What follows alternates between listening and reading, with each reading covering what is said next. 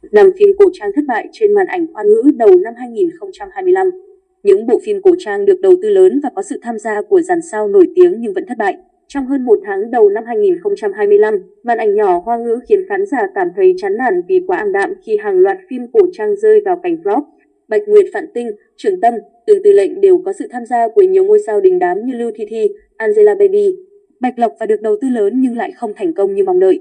Bạch Nguyệt, Phạn Tinh, Bạch Lộc, Ngao Thụy Bằng có đến 3 dự án thành công trong năm 2023 nên Bạch Lộc được tin tưởng sẽ tiếp tục gây bão màn ảnh bằng phim cổ trang Bạch Nguyệt, Phạn Tinh. Tuy nhiên, Bạch Nguyệt, Phạn Tinh đã nhanh chóng yếu thế trước các dự án chiếu cùng thời điểm khi lộ ra nhiều thiếu sót.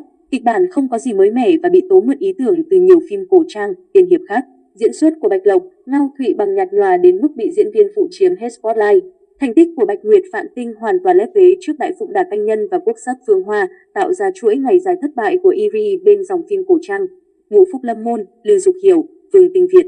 Khi những bộ phim với đề tài na ná nhau xuất hiện quá nhiều khiến khán giả ngán ngẩm thì một dự án cổ trang lấy đề tài gia đình như Ngũ Phúc Lâm Môn sẽ khơi gợi sự hứng thú. Đã có được đề tài mới mẻ nhưng nhà sản xuất Ngũ Phúc Lâm Môn lại không biết tận dụng cơ hội khi kịch bản phim quá sáo rỗng và nhàm chán. Các tình tiết chẳng hề ăn khớp với nhau. Ngoài ra, phim còn có đến 5 cặp đôi nên đất diễn bị phân chia nhiều, khó đi sâu vào từng nhân vật và từ đây dễ tạo ra sự hời hợt. Bên cạnh đó, diễn xuất của dàn sao tham gia không để lại được nhiều ấn tượng, Lưu Dục Hiểu hay Vương Tinh Việt đều khá mờ nhạt. Tương Tư Lệnh, Angelababy, Tống Uy Long nằm kho suốt gần 2 năm vì ồn ào của Angelababy, nhưng Tương Tư Lệnh cũng chẳng thể giúp nữ diễn viên quay về showbiz một cách thuận lợi. Tương Tư Lệnh chỉ được chấm 5.2 điểm trên Douban với lý do kịch bản vô lý và rời rạc, các tình tiết như chắp vá và không liên kết với nhau. Angelababy và Tống Uy Long đều bị phàn nàn về diễn xuất, họ cũng không thể tạo ra chemistry ngay cả khi được sắp xếp cho khá nhiều cảnh thân mật. Bên cạnh đó, Tương Tư Lệnh là một dự án được đầu tư hàng trăm tỷ đồng nhưng chất lượng lại rất kém. Các cảnh đều giả chân và đạo diễn hầu như chỉ quay phim trong studio, có phong xanh thôi. Trưởng Tâm, Lưu Thi Thi, Đậu Kiêu.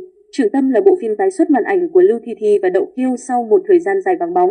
Sở hữu kịch bản gốc và nội dung khá mới mẻ nên sau khi lên sóng, Trưởng Tâm đã nhanh chóng thu hút sự chú ý của khán giả. Nhưng đáng tiếc, sự mới mẻ không thể cứu được bộ phim cổ trang này bởi các tình tiết phim khá rời rạc và vô lý, bị chê như một dự án khoa học viễn tưởng. Đậu Kiêu vẫn giữ phong độ ổn định trong Trưởng Tâm nhưng Lưu Thi Thi lại không được như vậy, biểu cảm hạn chế, đọc thoại kém và cô có dáng đi khá cứng nhắc. Cuối cùng, Trưởng Tâm lại phải đối diện với thất bại đáng tiếc. Tiền Đài Hữu Thụ, Đặng Vi, Hướng Hàm Chi là bộ phim đóng chính đầu tiên của Đặng Vi nên khán giả cũng rất hóng Tiên Đài Hữu Thụ lên sóng. Chỉ có điều, bộ phim cổ trang này của Đặng Vi và Hướng Hàm Chi đã phải nhận rất nhiều bình luận trái chiều. Về kịch bản, nội dung của Tiên Đài Hữu Thụ không mới, tiết tấu quá nhanh dễ khiến cho khán giả không hiểu rõ các tình tiết. Khoản diễn xuất cũng không được như kỳ vọng, gương mặt Đặng Vi bị chê đơ cứng, anh dễ lộ nhược điểm khi diễn những cảnh cao trào. Hướng Hàm Chi thì ổn hơn nhưng cảnh nhí nhảnh thường bị cô làm cho lố lăng, đồng thời chemistry của cặp đôi cũng không tốt cho lắm.